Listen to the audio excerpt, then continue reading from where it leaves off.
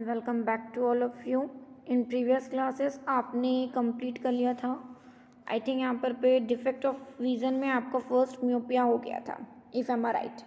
ठीक है, but let me very clear कि जो म्योपिया है ये इसका आपने बताया था कि आप इसमें क्या यूज़ करते हैं बेटा, कॉनकेव यूज़ करते हैं। क्या यूज़ करते हैं यहाँ पर पे इस डिफेक्ट ऑफ विज़न को दूर करने के लिए कॉनकेव लेंस इस्तेमाल करते हैं। Concave lens in the term of मैं क्यों इस्तेमाल करते हैं, इसके दो रीजंस बताने थे एक्चुअली। एक मैंने आपको बताया इन the term of power. In the term of power तो हम इस्तेमाल करते हैं यहाँ पर पे, क्योंकि हमको क्या करनी है एक्चुअली, है ना। जैसे कि मैंने आपको रिकॉल कर देती हूँ पहले प्रीवियस टॉपिक म्योपिया में एक्चुअली डिफेक्ट क्या था यहाँ पर पे कि दूर की चीज़ें नज़र नहीं आती हैं। तो चूंकि दूर की चीज़ें नज़र नहीं आती हैं, फोकस जो है वो बिफोर रेटिना हो जाता है, एंड दैट्स व्हाई उसका रीज़न वो था। तो आपको क्या करना था, फोकस रेटिना पर करना था। ठीक है, फोकल लेंथ आपको बढ़ानी थी। तो फोकल लेंथ आपको बढ़ानी थी तो उसके लिए पावर कम करनी पड़ी आपको। अरे बात यहाँ पर भी समझ, पावर आपको कम करनी पड़ी जैसे कि मैंने आपको बताया था। दैट्स वाई कि आप कॉनकेव इस्तेमाल करते हैं, क्योंकि कॉनकेव के लिए फोकल लेंथ नेगेटिव होती है। नेगेटिव फोकल लेंथ का मतलब नेगेटिव पावर से। नेगेटिव पावर से क्या आएगा, कॉम्बिनेशन ऑफ लेंस में जो रिजल्टेंट पावर आएगी वो आपकी घट कर आएगी। तो पावर कम करने के लिए आप कॉनकेव का इस्तेमाल करते हैं। एंड इसके अलावा यदि सेकंड रीज़न हम डिस्कस करें तो सेकंड रीज़न क्या है बेटा यहाँ पर पे, तो सेकंड रीज़न इस डायग्राम के थ्रू मैं आपको बताऊंगी। वेट अ मिनट, थोड़ा सा बैक हो जाते हैं। इधर डायग्राम है एक, हाँ देखिए थोड़ा सा इधर पर। अलावा इसके आप देख सकते हैं इस फिगर में आपको क्लियर दिख रहा होगा कि यहाँ पर पे क्या यूज़ किया गया बेटा, यहाँ पर पे डाइवर्जिंग लांस यहाँ पर पे इस्तेमाल किया गया। दैट मीन्स कॉनकेव इस्तेमाल किया गया। इसको डाइवर्जिंग लांस भी बोलते हैं। एज यू नो ये लाइट को क्या कर देता है बेटा, डिफरेंट डायरेक्शंस में क्या कर देता है, डाइवर्ट कर देता है। डिफरेंट डायरेक्शंस में ना सही बट थोड़ा बहुत उसको क्या कर देता है, डाइवर्ट कर देता है, एज यू कैन सी। ठीक है, आप इस फिगर में देख सकते हैं इस चीज़ को। ठीक है, नीचे वाला जो फिगर है 3rd नंबर का, इसमें देखिए कॉनकेव लेंस क्या करें यहाँ पर पे, चूंकि वो ऑब्जेक्ट और ह्यूमन लेंस के बीच में लगा हुआ है, तो ये क्या कर देता है, जो प्रिंसिपल एक्सिस के पैरेलल आ रही है यहाँ पर पे, पैरेलल आती हुई जो है उसको क्या कर देता है, सबसे पहले वो कॉनकेव लेंस चूंकि बीच में रखा है रेमेडीज़ के तौर पर, तो वो क्या कर देता है यहाँ पर पे, चूंकि वो एक डाइवर्जिंग लेंस है, वो क्या कर देता है, इंसिडेंट होने वाली उस पर सारी रे ऑफ लाइट्स को थोड़ा सा डाइवर्ट कर देता है। और जब ये डाइवर्टेड होकर के थोड़ा सा, ज़्यादा नहीं, कुछ एंगल डाइवर्ट कर देता है, और ये कुछ जो डाइवर्टेड होकर के जब कॉनकेव कॉन्वेक्स पर पड़ती हैं, अरे बात समझ यहाँ पर पे, तो भी ये पहले के कंपेयर में थोड़ी कम बैंड होती हैं। पहले के कंपेयर में थोड़ी कम बैंड होकर फोकस्ड होती हैं। इस वजह से भी आप क्या होते हैं, उस पहली स्थिति के कंपेयर में दूसरी स्थिति में आप अपना फोकस रेटिना पर पाते हैं या एक्चुअल इमेज रेटिना पर पा पाते हैं। तो ये दो रीजन यहाँ पर पे कॉनकेव का इस्तेमाल करने का। पहला तो जैसे मैंने बताया, मेन खेल जो है ना बेटा, वो देखना ये है कि कितनी ज़्यादा बैंड हो रही, कितनी कम बैंड हो रही है। हमको क्या करना है, हमको देखना ये है हमारा जो फोकस्ड पॉइंट है, दैट मीन्स जिस पर refracted ray of light intersect हो रहे हैं यहाँ पर पे, वो हमारा फोकस्ड पॉइंट है और वो रेटिना पर होना चाहिए। यदि बिफोर रेटिना हो रहा है तो आपको रेटिना तक पहुँचाना होगा। दैट मीन्स फोकल लेंथ बढ़ानी होगी, सीधी सी बात है। फोकल लेंथ बढ़ाने के लिए पावर कम करनी होगी। पावर कम का मतलब क्या है, जो जितना ज़्यादा, आप इसको एकदम हिंदी में समझ लीजिए, दिमाग में बैठा लीजिए। कोई यदि इंसिडेंट रे ऑफ लाइट बहुत ज़्यादा यदि पावर की होती है तो वो आफ्टर क्या होगी बेटा, यहाँ पर पे जैसे ये इस फिगर में आपको दिख रहा होगा, ऊपर वाले फिगर में यहाँ पर पे पावर ज़्यादा है इस व्यक्ति की, क्या यहाँ पर पे जो सफ़र कर म्योपिया से, इसकी पावर्स क्या यहाँ पर पे बहुत ज़्यादा है। इस पर इसकी इस आई लेंस की, इसकी ह्यूमन आई लेंस की पावर जो है वो बहुत ज़्यादा है। तभी तो डिफेक्ट उसमें आया है। क्यों पावर बहुत ज़्यादा है यहाँ पर पे, पावर ज़्यादा है इसी वजह से क्या हो रहा है यहाँ पर पे, incident ray of light after refraction बहुत ज़्यादा एंगल बनाते हुए क्या हो रही है, बैंड हो रही है। और चूंकि बहुत ज़्यादा एंगल बनाते हुए बैंड हो रही है, एंड दैट्स वाई वो पहले ही इंटरसेक्ट हो जा रही हैं, अरे रेटिना से पहले फोकस्ड हो जा रही हैं। समझ में आ रहा है यहाँ पर, and that's why before retina ही इमेज मिल जाता है। समझ में आ रहा है मैं क्या बोल रही हूँ, इसकी पावर ज़्यादा है, इसकी पावर को ही कम करना हमारा टारगेट है। और दूसरा जैसे मैंने इन द टर्म ऑफ पावर बताया, दूसरा मैंने अभी आपको बताया कॉनकेव क्या कर देता है, साथ ही साथ लाइट्स को थोड़ा डाइवर्ट कर देता है। पहले डायग्राम में देखिए लाइट जो है वो डायरेक्टली इंसिडेंट हो रही है, दूसरे में देखिए इनडायरेक्टली इंसिडेंट हो रही है, क्योंकि बीच में हमने क्या रख दिया, कॉनकेव रख दिया। कॉनकेव क्या कर देता है, इंसिडेंट रे ऑफ लाइट को थोड़ा सा डाइवर्ट कर देता है। और जब वो डाइवर्ट हो जाती हैं, सारी बात समझ यहाँ पर पे, थोड़ा सा डाइवर्ट हो जाती है, तो इन दैट केस क्या होता है, डाइवर्ट होने के बाद जब वो आगे, तो वो थोड़ा सा और आगे होकर के कन्वर्ट होती हैं। अरे बात समझ, कॉनकेव के कारण डाइवर्ट हुई, डाइवर्ट होने के बाद वो डाइवर्टेड रे ऑफ लाइट किस पर इंसिडेंट हो रही है, human I, that means human lens, that means concave convex पर। अब कॉन्वेक्स तो उसको कन्वर्ट करेगा, लेकिन चूंकि वो डाइवर्टेड थी एंड दैट्स वाई थोड़ा आगे जाके कन्वर्ट करेगा, आगे जाकर मतलब दैट मीन्स ऑन रेटिना। चलिए इस पर डिस्कशन बहुत हुआ, लेट्स टॉक अबाउट वेट। चलिए, तो आज हम क्या पढ़ेंगे? आज जो हम पढ़ेंगे वो क्या है बेटा यहाँ पर पे second. That means what? Long sightedness और फॉर साइटेडनेस जिसको आप पढ़ सकते हैं, या फिर हाइपरमेट्रोपिया, ये नाम आपने सुना होगा। ठीक है, बेसिकली 10th स्टैंडर्ड में भी है, और इसलिए मैं आपको इस पर्टिकुलर रे ऑप्टिक्स के इस पोर्शन के लिए मैं आपको रिफ़र करती हूँ कि आप 10th की जो आपकी प्रीवियस बुक्स वगैरह रखी होंगी यहाँ पर उसको बहुत संभाल के रखिए। स्पेशली आप जो आपके पास यदि कोई रेफरेंस बुक है 10th के लिए, 10th फिजिक्स के लिए, तो आप उस रेफरेंस बुक को संभाल के रखिए। रेफरेंस बुक में आपको डीप में दिया है सारी चीज़। मैं खुद भी इवन ये वीडियो जो क्लिप है वो उसी रेफरेंस बुक के बेसिस पर बना रही हूँ। आप चाहें तो अपनी फिजिक्स की प्रदीप फंडामेंटल को भी फॉलो कर सकते हैं, बट चूंकि आपके 10th बुक में और क्लैरिटी से दिया है और बहुत ईजी लैंग्वेज में दिया है, तो मेरे ख्याल में इस टॉपिक के लिए आप 10th की बुक का सपोर्ट ले सकते हैं। Okay, let's continue with the hypermetropia. Hypermetropia क्या है? ये तो हमको 10th स्टैंडर्ड में पता रहता है कि हम बाकायदा इस डिफेक्ट ऑफ विजन को दूर करने के लिए इस पर्टिकुलर लेंस का इस्तेमाल करेंगे, लेकिन क्यों करेंगे इसके पीछे की बात हम असल मायनों में समझ नहीं पाते हैं। ठीक है, अब लेकिन आपको वो चीज़ समझनी होगी ताकि आपको वो चीज़ डाइजेस्ट हो सके और लॉन्ग लास्टिंग हो सके। चलिए, तो अब देखते हैं यहाँ पर हाइपरमेट्रोपिया क्या है। तो हाइपरमेट्रोपिया की थ्योरी थोड़ा सा निकाल लेते हैं। थ्योरी आपके सामने अवेलेबल है यहाँ पर। ठीक है, वेट अ मिनट, ये है आपकी थ्योरी, आप देख सकते हैं यहाँ पर हाइपरमेट्रोपिया क्या लिखा है यहाँ पर पढ़ते जाइए। The image of a normal near point which is 25 centimeters from the eye lens, it's formed behind the retina of eye, having long sight defect as shown in figure 4a. Hence, the image of the normal near point formed on the retina is blurred. The near point of such eye is little far from the near point of normal eye as known in this figure 4b. देखिए, इसमें आपको दो figure provided हैं, एक जो provided है 4a और 4b, दो आपको प्रोवाइडेड है। पहला जो दिया है वो आई सफरिंग फ्रॉम हाइपरमेट्रोपिया से सफ़र कर रहा है, ये वो वाला जो फिगर है उसको रिप्रेजेंट कर रहा है। और जो फिगर बी है यहाँ पर फिगर बी क्या बेसिकली यहाँ पर ये बताने की कोशिश कर रहा है कि उसका नियर पॉइंट कहाँ पे है। क्योंकि देखिए, जनरली नियर पॉइंट क्या होता है, किसी ह्यूमन आइज का जो नियर पॉइंट अभी आपने पढ़ा था, नियर पॉइंट फार पॉइंट वगैरह आपने पढ़ा था, आपने क्या पढ़ा था यहाँ पर रेंज ऑफ विजन भी पढ़ा था। तो नियर पॉइंट आपने क्या पढ़ा है? दैट मीन्स वो मिनिमम डिस्टेंस जहाँ तक के रखे ऑब्जेक्ट को क्या होता है, हम बहुत ही कंफर्टेबली देख पाते हैं और बहुत ही क्लियर तरीके से देख पाते हैं। कंफर्टेबली इट मीन्स हमें अपनी आंखों पर किसी तरह का जोर नहीं देना पड़ता है। ठीक है, बिना किसी तरीके का स्ट्रेस या स्ट्रेन दिए हम क्या कर पाते हैं, उन चीज़ों को बहुत ही कंफर्टेबली देख पाते हैं यहाँ पर जो कि क्या है, मिनिमम डिस्टेंस क्या होना चाहिए, 25 सेंटीमीटर का। बट ये जो करेक्शन यहाँ पर लॉन्ग साइटेडनेस, इसमें क्या होता है कि दूर की चीज़ें तो नज़र आती हैं बट नज़दीक की चीज़ें नज़र नहीं आती। एक तरीके से आप बोल सकते हो कि इसका अपोजिट यहाँ पर मियोपिया, जो डिफेक्ट ऑफ विजन है यहाँ पर जो आपने पहले पढ़ लिया प्रीवियस क्लासेस में, उसी का ये क्या है, अपोजिट यहाँ पर। ठीक है, इसमें क्या होता है, जैसे दूर का क्लियर दिख रहा है, नज़दीक का नहीं दिख रहा है। अब नज़दीक का नहीं दिख रहा है, इट मीन्स 25 सेंटीमीटर का जो दायरा था हमारा मिनिमम डिस्टेंस का, वो मिनिमम डिस्टेंस पर रखे ऑब्जेक्ट को भी वो नहीं देख पा रहा है। उससे कम की तो खैर हम बात नहीं करेंगे, क्योंकि मिनिमम का मतलब होता है सबसे कम, that means the least value. उस लिस्ट डिस्टेंस को भी वो क्या नहीं कर पा रहे हैं, यहाँ पर टच नहीं कर पा रहे हैं। कहने का मतलब हो सकता है जिसको जो ये इस डिफेक्ट से सफ़र कर रहे हैं यहाँ पर उसको 30 सेंटीमीटर तक के दायरे पर रखा ऑब्जेक्ट दिख रहा है, क्लियर दिख रहा है, बिल्कुल क्लियर दिख रहा है। ठीक है, 30 से अब हम डिस्टेंस को कम करते जा रहे हैं, यानी कि ऑब्जेक्ट और नज़दीक आता जा रहा है, और नज़दीक आता जा रहा है। सपोज ऑब्जेक्ट आ गया यहाँ पर 30 से 28 पर, तब भी उसको दिख रहा है। 28 से आ गया वो 23 पर, 28 से आ जाता है वो किस पर, यहाँ पर 28 से आ जाता है 27 पर। अब उसको ब्लर होना शुरू हो गया, दैट मीन्स अब वो उस ऑब्जेक्ट का इमेज उसके रेटिना पर नहीं बन रहा है, तभी क्या हो गया यहाँ पर उसको क्लियर नहीं दिख रहा है। तो इस तरीके का जो डिफेक्ट ऑफ विजन है, दैट मीन्स हाइपरमेट्रोपिया जो है वो क्या होता है, यहाँ पर मिनिमम डिस्टेंस को भी कवर नहीं कर पाता, या मिनिमम डिस्टेंस पे रखे ऑब्जेक्ट को भी नहीं देख पाता है। ठीक है, दैट मीन्स 25 सेंटीमीटर को जो मिनिमम डिस्टेंस था वहाँ तक भी वो कवर नहीं कर पाता है ना। समझ में आ रहा है यहाँ पर कहने का मतलब उसकी गाड़ी कहाँ पे अटक सकती है, हो सकता है आप ये बोल सकते हैं यहाँ पर कि उसके लिए मिनिमम डिस्टेंस जो है वो 30 सेंटीमीटर तक का है।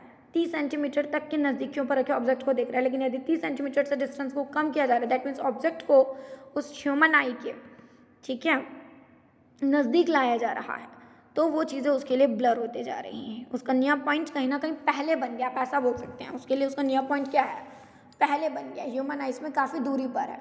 ठीक है, इस चीज़ को आप इस फिगर के थ्रू समझ सकते हैं। डायग्राम आप लोगों को दिख रहा है स्क्रीन पर, ये देखिए ये वाला डायग्राम आपको दिख रहा होगा। यहाँ पर देखिए नियर पॉइंट कहाँ पे है, इधर पर है नियर पॉइंट, ये वाला है 25 सेंटीमीटर का दायरा, जो कि बेसिकली होना चाहिए। लेकिन जिसको डिफेक्ट है, डिफेक्टेड आइज है जिसकी, दैट मीन्स जिसको हाइपरमेट्रोपिया है, one kind of the defect of vision, उसके लिए देखिए, उसके लिए नियर पॉइंट कहाँ चला गया है, इस तरफ खिसक गया, इस तरफ। दैट मीन्स आप क्या बोल सकते हैं, ह्यूमन आई से दूर खिसक गया है। पहले 25 सेंटीमीटर का दायरा था, अब वो 30 भी हो सकता है, सॉरी 28 भी हो सकता है, 30 भी हो सकता है। That means chance to infinite, infinite के डायरेक्शंस में आप बोलेंगे यहाँ पर पे। ठीक है, चलिए अब इसको दूर कैसे किया जाए, तो let's talk about the remedies. पहले तो आप इसके कॉजेज समझ लीजिए। चलिए इसके कॉजेज पर पहले डिस्कशन कर लेते हैं कि क्या रीज़न है। तो रीज़न आप यहाँ पर पढ़ सकते हैं, क्या रीज़न है, कॉजेज ऑफ हाइपरमेट्रोपिया। फर्स्ट इस डिफेक्ट का जो रीज़न है यहाँ पर पे, arise, this defect arise due to इधर बाय द इंक्रीज, क्या लिखा है यहाँ पर पे, the increase in the focal length of eye lens. ठीक है, आइलैंड्स। सेकेंड क्या है यहाँ पर पे, the size of the eyeball becomes too small so that the light rays from the nearby points और objects are not brought to focus on the retina to the eye. इसमें देखिए पिछले में आपने जो देखा था म्योपिया में, उसमें आपने वन ऑफ द कॉजेज क्या देखा था, elongation of the eye ball, elongation of the size of the eye ball. That means उसमें जो एक्सियल लेंथ थी, that means the actual length of the human आई जो होता है वो बढ़ जाती है। और इसमें क्या हो जाता है यहाँ पर पे, इसमें आई बॉल का साइज छोटा हो जाता है। दैट मीन्स आंखें जो होती हैं, जो सिलेरी मसल्स होती हैं, वो उसमें रिलैक्स मोड में नहीं होती, बल्कि क्या हो जाती है, कॉन्ट्रास्ट हो जाती है। हालांकि वो तो लगातार प्रोसीजर होता रहता है, बट इसमें कॉन्ट्रास्ट हो गई है लेकिन वापस रिलैक्स नहीं हो पा रही है। कॉन्ट्रास्ट पोजिशंस में क्या हो गई, रुक गई है। तो आइलैंड्स कैसी हो गई यहाँ पर पे, छोटी हो गई। जबकि हमको दूर का ऑब्जेक्ट देखने के लिए आंखें क्या करनी पड़ती है बेटा, बड़ी करनी पड़ती है। ठीक है, दूर का ऑब्जेक्ट यदि आप चाहते हैं आपको क्लियर दिखे, तो आंखें रिलैक्स्ड होनी चाहिए, सिलेरी मसल्स रिलैक्स्ड होनी चाहिए, ताकि आइलैंड्स कैसा हो यहाँ पर पे, थिन हो। बट यहाँ पर पे क्या हो गया है, आइलैंड्स जैसा कैसा हो गया बेटा, यहाँ पर पे थिक हो गया है। आ रही बात यहाँ पर पे समझ, कॉन्ट्रास्ट हो गया है ना, कॉन्ट्रास्ट हो गया यहाँ पर पे। तो जिस वजह से आइलैंड्स कैसा हो गया यहाँ पर पे, थिक हो गया। थिक मतलब कर्वेचर बढ़ गया, कर्वेचर बढ़ गया, दैट मीन्स फोकल लेंथ कम हो गई है। फोकल लेंथ क्या हो गई यहाँ पर पे आपकी, wait a minute, focal length आपकी, फोकल लेंथ आपकी ना फोकल लेंथ आपकी बढ़ गई है। ठीक, वेट, यहाँ पर पे एक सेकंड रुकेंगे। ठीक है, आई बॉल, हाँ, the size of the eyeball becomes too small. Eyeball का साइज जो है वो और भी छोटा हो जाता है। हाँ, मेन रीज़न जो है उसका क्या, यहाँ पर पे जो एक्सियल लेंथ है उसमें एलोंगेशन हुआ था एक्सियल लेंथ में, इसमें एक्सियल लेंथ कम हो गई, आई बॉल और छोटा हो गया। और छोटा होने के पीछे रीज़न, जैसे कि अभी मैंने आपको एक्सप्लेन किया, सिलेरी मसल्स जो हैं उनका प्रोसीजर कहाँ पे जाके रुक गया, यहाँ पर कॉन्ट्रास्ट होकर के वो रुक गई हैं, वापस अपनी प्रीवियस कंडीशंस में नहीं आ पा रही हैं। ठीक है, तो ये तो उसका हो गया पहला रीज़न। और जिसके चलते क्या हो जाती है, जितनी भी रे ऑफ लाइट है यहाँ पर वो क्या हो जाती है, यहाँ पर रेटिना के बाद फोकस्ड होती हैं। यही वजह है कि रेटिना के बाद फोकस्ड होती है, दैट मीन्स रेटिना के बाद, दैट मीन्स रेटिना के पीछे आपका इमेज तैयार होता है। और चूंकि रेटिना पर नहीं है, दैट्स वाई आप चीज़ों को क्लियर नहीं देख पाते हैं, इमेज आपका ब्लर बनता है। ठीक है, चलिए, तो इसके लिए क्या सोल्यूशन है बताएं आप जरा यहाँ पर। अच्छा, इसमें फोकल लेंथ बढ़ रही कि घट रही, पहले इस चीज़ को समझ लीजिए। क्योंकि इन the term of focal length से आप रिलेट करेंगे पावर को, अब पावर से रिलेट करेंगे आप, या पावर के बेसिस पे आप चूज़ करेंगे कि कौन सा सुटेबल लेंस वहाँ पर इस्तेमाल किया जा सकता है। दैट मीन्स कौन सा सुटेबल होगा वहाँ पर जो इस डिफेक्ट को क्या कर सकता है, पूरी तरह से रिड्यूस कर सकता है। तो फर्स्ट ऑफ ऑल आप फोकल लेंथ समझ लीजिए। चूंकि यहाँ पर देखिए, चूंकि यहाँ पर क्या हो जाता है, अब देखिए इसमें क्या लिखा है, focal length and the power of the concave lens. ये क्या लिखा है, focal length and the power of a convex lens use to correct the long sightedness. क्या इस्तेमाल किया जाता है यहाँ पर कॉन्वेक्स लेंस इस्तेमाल किया जाता है। आप इस फिगर में देख सकते हैं, आप इस डायग्राम में बहुत ही क्लियर देख सकते हैं कि इस डिफेक्ट ऑफ विजन को दूर करने के लिए क्या इस्तेमाल किया गया है, कॉन्वेक्स लेंस इस्तेमाल किया गया है। उसके पीछे क्या रीज़न है, कॉन्वेक्स क्या कर देता है, जनरली कॉन्वेक्स की फोकल लेंथ क्या होती है, पॉजिटिव। आपको मैंने प्रीवियस क्लास में बहुत अच्छे से क्लियर किया था, फोकल लेंथ कैसी होती है यहाँ पर इसकी पॉजिटिव होती है। अब पॉजिटिव फोकल लेंथ का मतलब, जैसे कि आप चूंकि कंबाइन कर रहे हैं, यहाँ कॉम्बिनेशन ऑफ लेंस हो रहा है। एक तो बाय डिफॉल्ट ह्यूमन आई में एक लेंस है, ये हो गया आपका, ठीक है, इसको बोल दीजिए आप क्या, P1। और P2 that mean second lens कौन सा है, वो एडिशनली जो डॉक्टर आपको प्रोवाइड कराएगा इस डिफेक्ट ऑफ विजन को दूर करने के लिए, जो कि क्या लगाएगा, वो आपको कॉनकेव लगाएगा, कॉन्वेक्स लगाएगा as you can see here. तो इसके लिए आपने पावर बोली P1 और उसके लिए आपने पावर सपोज कर ली P2। तो आपको चूंकि क्या करना है यहाँ पर पे पावर बढ़ानी है, जो कॉम्बिनेशन ऑफ लेंस आपने पढ़ा था वो क्या पढ़ा था यहाँ पर पे, उसमें रिजल्टेंट के लिए पावर क्या तैयार होगी, P is equals to P1 plus P2 तैयार होगा, याद है मैंने आपको बताया था। तो पावर आपको ऐड करनी है।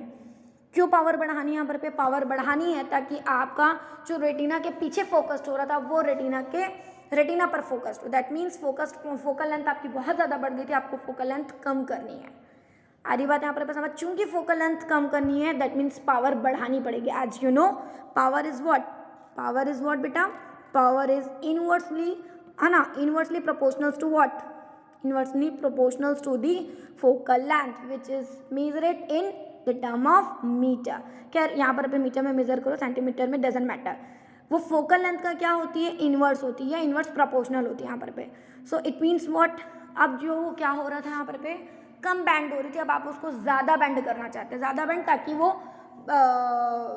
आफ्टर रेटिना नहीं बल्कि बिफोर रेटिना ही इंसिडेंट हो जाए, इंटरसेक्ट हो जाए और आपको पहले ही फोकस्ड होकर के उसका इमेज मिल जाए। आपको फोकल लेंथ कम करनी है, इन शॉर्ट एज आपको फोकल लेंथ कम करनी है। फोकल लेंथ बहुत ज़्यादा, आप रेटिना के पार जा रहे हैं, आपको रेटिना से पहले जाना है, ठीक है। जैसे कि आप देख सकते हैं यहाँ पर इन दोनों फिगर्स में देखिए, इसको देखिए ना, इसमें आपको नहीं दिख रहा है, मैं आपको इस वाले फिगर में दिखाती हूँ, ये वाला देखिए, इसमें आपको मैं जूम कर रही हूँ, ये देखिए, इसमें आपको समझ में आ रहा होगा, इस डायग्राम को क्लियर देखिए, इसको देखिए और फिर नीचे वाले को देखिए। ऊपर वाले में जिसमें डिफेक्ट है उसमें क्या हो रहा है, यहाँ पर पे जो P डैश लिखा है, यहाँ पर पे ध्यान देंगे P डैश, ये P डैश के यहाँ पर पे आफ्टर रेटिना का सीन है, आफ्टर रेटिना इमेज वहाँ पर पे बन रही, वहाँ पे फोकस्ड हो रही है रिफ्रैक्टेड रे ऑफ लाइट। आ रही बात यहाँ पर पे समझ, लेकिन हमको रिफ्रैक्टेड रे ऑफ लाइट का इंटरसेक्शन, दैट मीन्स हमको उनको फोकस्ड कराना है रेटिना पर, दैट मीन्स पीछे खींचना है हमको, सॉरी वो ऑलरेडी क्या है, आगे हमको उसको पीछे खींचना है, रेटिना तक पहुँचाना है, पीछे खींचना है, दैट मीन्स आपको उसकी फोकल लेंथ कम करनी, क्योंकि यहाँ पे फोकल लेंथ यहाँ तक जा रही है और आपको खींच के कहाँ तक लानी है, यहाँ तक लानी है, स्क्रीन तक लानी है, स्क्रीन दैट मीन्स रेटिना पर पहुँचानी है। तो फोकल लेंथ इट मीन्स कम करनी दैट मीन्स सीधी सी बात है, पावर आपको बढ़ानी पड़ेगी। चूंकि पावर बढ़ानी दैट मीन्स पॉजिटिव पावर के साथ आपको कंटिन्यू होना पड़ेगा। और पॉजिटिव पावर किसकी होती है बेटा, किसकी होती है पॉजिटिव पावर, किसकी होती है, कॉन्वेक्स की होती है, ठीक है। एंड दैट्स वाई कि डॉक्टर क्या प्रेफर करेगा आपको वहाँ पर पे, डॉक्टर जो है वो आपको कॉन्वेक्स के साथ कंटिन्यू करेगा, लेकिन सुटेबल फोकल लेंथ वो डिसाइड करेगा, सुटेबल फोकल लेंथ वो डिसाइड करेगा कि कितना लेना है, कि ऑब्जेक्ट है ना। तो समझ में आ रहा है यहाँ पर पे आपको, जो यहाँ पर पे कॉन्वेक्स कन्फर्म हो गया यहाँ पर पे।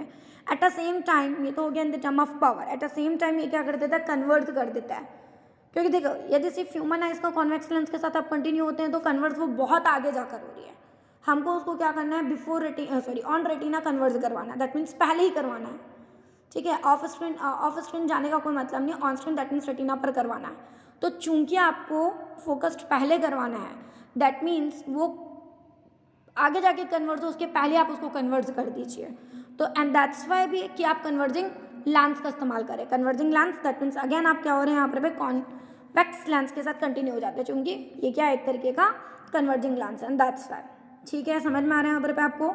अब इंसिडेंट रे ऑफ लाइट क्या हो रही है यहाँ पर पे, जो उसकी नियर पॉइंट से आती हुई क्या होगी, सबसे पहले इस पहले वाले दैट मीन्स जो एडिशनली है उस कॉन्वेक्स लेंस पर इंसिडेंट होकर के पहले कन्वर्ट हो जाएगी, कुछ हद तक कन्वर्ट हो जाएगी।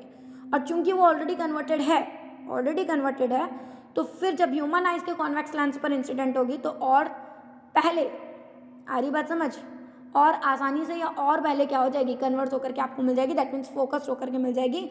और कहाँ पे फोकस्ड होगी, यहाँ पर पे कोशिश ये रहेगी कि वो रेटिना पर हो। तो इसके दो रीजन है यहाँ पर पे कॉन्वेक्स इस्तेमाल करने के, ठीक है। इसका रीज़न क्या बताता है, एक्सियल लेंथ कम हो जाती है ना। या आप ऐसा भी सिलियरी, चलो सिलियरी मसल्स के टर्म में आप ना बोले, लेकिन आप इतना तो समझ सकते हैं कि आईबॉल का साइज जो है वो इसमें क्या हो जाता है बेटा, छोटा हो जाता है। क्या हो जाता है, छोटा हो जाता है। आईबॉल का साइज छोटा हो जाता है, समझ में आ रहा है यहाँ पर, दैट मीन्स रेटिना आगे खिसक गया है और इमेज उसके पीछे चल दिया है। आप ऐसा समझ सकते हैं, रेटिना थोड़ा सा आगे आ जाता है इस डिफेक्ट में। इस चीज़ को ऐसे भी समझ सकते हैं, आईबॉल का साइज जो है वो छोटा हो गया है, ठीक है। तो उसको आपको एकदम एकदम एकदम थर्ड क्लास लैंग्वेज में बोलना चाहिए। आपको जो समझ में आया वो ये है कि रेटिना आगे खिसक गया और स्क्रीन इट मीन्स और आपका इमेज क्या हो गया, पीछे हो गया एज कम्पेयर टू रेटिना। तो रेटिना आगे खिसक गया, ये एक सेकेंड लैंग्वेज है। सेकेंड लैंग्वेज इट मीन्स जो आपको डाइजेस्ट हो सके, ठीक है। चलिए, तो अब इस डिफेक्ट ऑफ विजन को क्यों दूर किया गया, कैसे दूर किया, ये आपको बता दिया गया यहाँ पर पे। और इस तरह के डिफेक्ट ऑफ हाइपरमेट्रोपिया पड़ते हैं यहाँ पर पे, ठीक है। अच्छा, इसके लिए भी क्या सुटेबल फोकल लेंथ होगी, लेट मी क्लियर, इसके लिए क्या सुटेबल फोकल लेंथ होगी, तो ये आपको पता होनी चाहिए कैसे। जैसे कि आपने उसके लिए सुटेबल फोकल लेंथ निकाली थी, क्या निकली थी उसके लिए सुटेबल फोकल लेंथ, एक बार देख लीजिए प्रीवियस टॉपिक, प्रीवियस पेज कहाँ गया, ये आपने निकाली थी, हाँ सुटेबल फोकल लेंथ आपने निकाली थी कैसे, ये देखिए,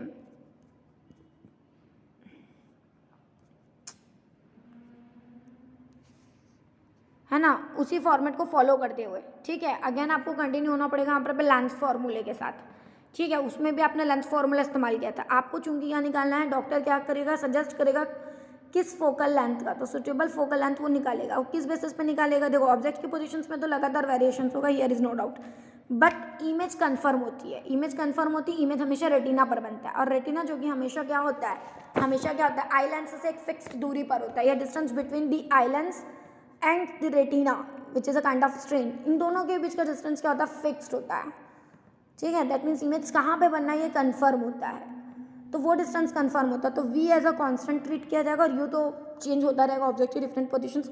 इस बेसिस पे क्या करेंगे, आप लेंथ फॉर्मूले के साथ कंटिन्यू होते हैं और आप फोकल लेंथ निकाल लेते हैं। आपको जो फोकल लेंथ मिलती है, आपको जो फोकल लेंथ, अच्छा अब आप बोलेंगे कि ऑब्जेक्ट की पोजीशन चेंज हो रही है मैडम, तो हम कैसे, इसमें तो लगातार वेरिएशन हो रहा है। तो लेकिन बेटा ऑब्जेक्ट कहाँ पर पे रखा है, हम किस डिफेक्ट के लिए पढ़ रहे हैं यहाँ पर पे, उसको क्या हो रहा है, नज़दीकियों का नहीं दिख रहा है, और उसके लिए आप उसका नियर पॉइंट चेक कर लीजिए कि भाई उसको किस नज़दीकियों के बाद का नहीं दिख रहा है। दैट मीन्स जैसे 30 सेंटीमीटर ही उसके लिए वो मिनिमम दायरा है जहाँ तक की दूरी वो देख सकता है, ठीक है। आ रही बात यहाँ पर समझ, उससे ज़्यादा नज़दीकियों पर वो नहीं देख सकता, आ रही बात समझ। तो वो उसके लिए उसका नियर पॉइंट पहले आप चेक कर लीजिए, डॉक्टर पहले आपका नियर पॉइंट चेक करेगा। तो नियर पॉइंट चेक करेगा, दैट मीन्स आप किस मिनिमम डिस्टेंस तक पर रखे ऑब्जेक्ट को देख सकते हैं। तो वो आपका नियर पॉइंट क्या करेगा, फिक्स्ड होगा, वो भी एक तरीके का कांस्टेंट होगा, एक बार जो हो गया सो हो गया, ठीक है, उसमें वेरिएशंस नहीं होगा। तो इस तरीके से यू भी आपका कांस्टेंट हो जाता है, और वी जो है वो भी आपका कांस्टेंट हो जाता है, क्योंकि वी क्या है यहाँ पर पे, इमेज तक का डिस्टेंस है। इमेज तक का डिस्टेंस दैट मीन्स जो कि रेटिना पर बनेगा, और रेटिना का आई लेंस से जो डिस्टेंस है वो फिक्स्ड होता है यहाँ पर पे। तो यू भी कांस्टेंट हो गया, और क्या हो गया आपका, वी भी कांस्टेंट हो गया। दोनों को लेंथ फॉर्मूले में सब्सटीट्यूट करके आप अपनी फोकल लेंथ निकाल लीजिए। क्या होता है length formula, 1/2 is equals to 1/v minus 1/u। When you substituting all the values on the same equations, आपको क्या मिल जाती है, आपकी फोकल लेंथ। तो फोकल लेंथ जब आप निकालते हैं, तो देखिए फोकल लेंथ आपको, ये आपका आता है फोकल लेंथ का फाइनल एक्सप्रेशन।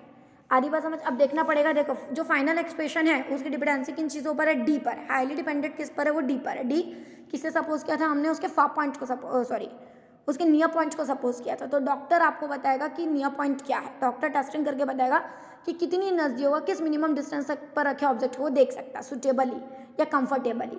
तो डी की वैल्यू डॉक्टर आपको बता देगा, और जैसी वो वैल्यू आपको पता चलती है वो क्या करेगा, इस फॉर्मूले के साथ कंटिन्यू होगा, और इस फॉर्मूले के साथ कंटिन्यू होकर वो तुरंत बता देगा आपको कि क्या सुटेबल फोकल लेंथ होगी। आधी बात यहाँ पर आपको समझ, चलिए ठीक है।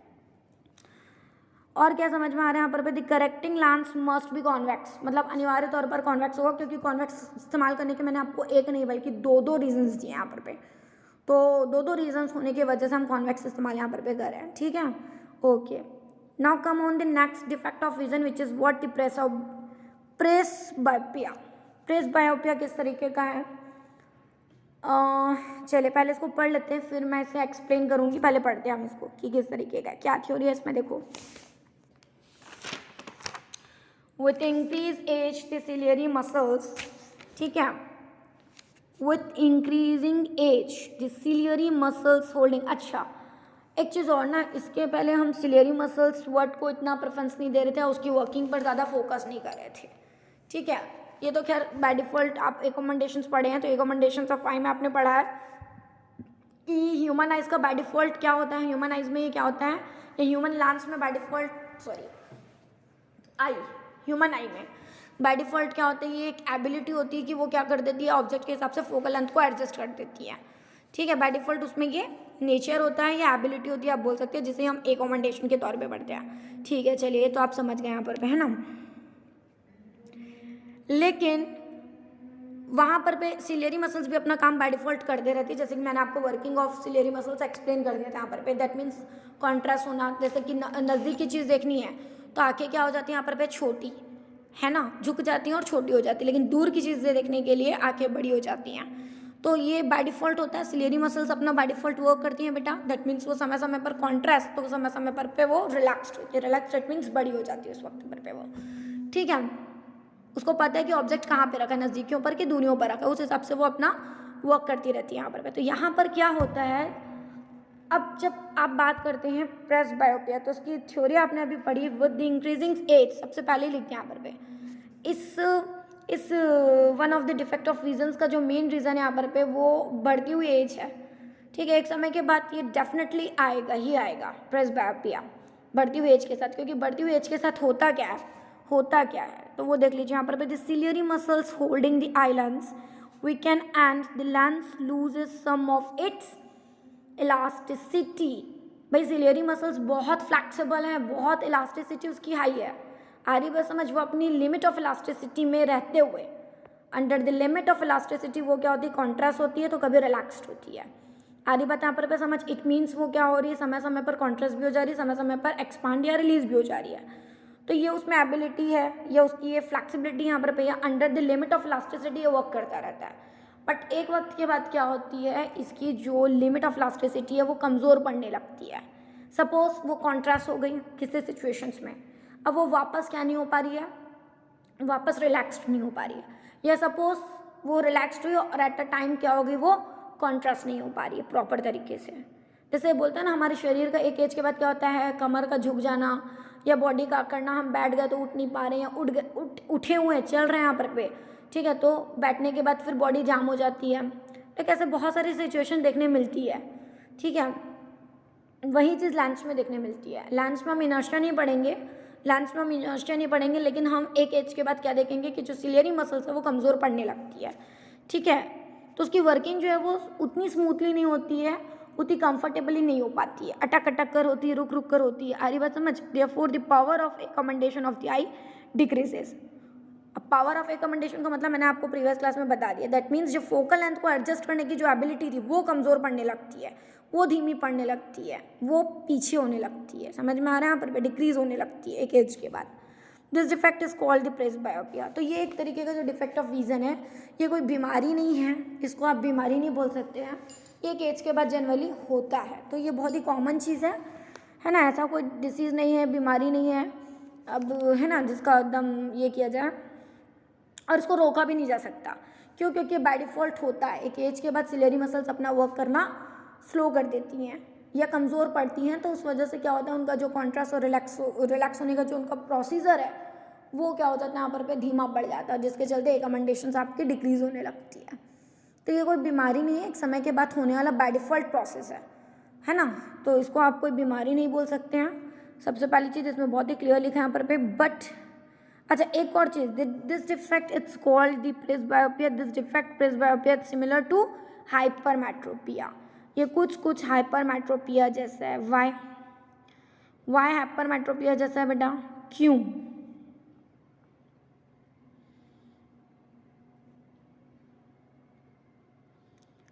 क्यों बताइए? क्योंकि देखिए दोनों में, देखिए इसमें भी जब आप इसका कॉजेस पढ़ते हैं, हाइपरमेट्रोपिया का जब आप कॉजेस पढ़ते हो तो जस्ट ऊपर देखिए, जस्ट ऊपर क्या दिया, हाइपरमेट्रोपिया दिया ऊपर में आपको। तो देखिए आप देख सकते हैं यहाँ पर पे उसका जो सेकंड जो उसका रीज़न दिया, सेकंड जो पॉसिबल कॉजेज है वो क्या दिया यहाँ पर पे, increase in the focal length of eye lens when the I it's fully relaxed. जब आंखें पूरी तरह से रिलैक्स्ड होती हैं, दैट मीन्स जब सिलियरी मसल्स जो होती हैं वो पूरी तरह से रिलैक्स्ड होती हैं तो आंखें बड़ी हो जाती हैं, जिसके कारण उसकी फोकल लेंथ क्या हो जाती है, बढ़ जाती है। और फोकल लेंथ बढ़ने का मतलब क्या है, वो आगे जा करके फोकस्ड हो रही है, that means after retina of screen. आ रही बात यहाँ पर आपको समझ में क्या बोल रही हूँ? तो जो फुली रिलैक्स्ड वर्ड इस्तेमाल किया कहीं ना कहीं सिलियरी मसल से रिलेटेड है, वर्किंग ऑफ सिलियरी मसल से ये रिलेटेड है। ठीक है, अब इस डिफेक्ट को दूर कैसे किया जाए? ठीक है, तो इसको देखो यहाँ पर पे एक बहुत ही डार्क बोल्ड राइटिंग में लिखा हुआ है, बायफोकल स्पेक्स। तो डॉक्टर आपको किस तरीके का सुटेबल चश्मा देगा? वो कोई एक आपको नहीं देगा। क्यों? क्योंकि इस वक्त देख भाई, अब सिलेरी मसल्स यदि कमज़ोर हुई हैं, उनकी वर्किंग यदि स्लो पड़ गई है, तो ऐसा तो नहीं है कि वो कॉन्ट्रास्ट हो रही है लेकिन वो रिलैक्स नहीं हो रही है, या वो रिलैक्स हो रही है बट कॉन्ट्रास्ट नहीं हो रही है। एक के लिए कमज़ोर हुई है और दूसरे के लिए नहीं हुई, ऐसा तो है नहीं भाई। उसकी वर्किंग पूरी तरह से कमज़ोर पड़ गई एज के बाद। जो सिलियरी मसल्स हैं वो पूरी तरह से कमज़ोर पड़ गई हैं। आ रही बात समझ? जो पावर ऑफ रिकमेंडेशन का मतलब यहाँ पर पे चाहे फोकल लेंथ बढ़ाने से हो चाहे फोकल लेंथ कम करने से हो, मतलब यहाँ पर पे फोकल लेंथ एडजस्ट करने से है।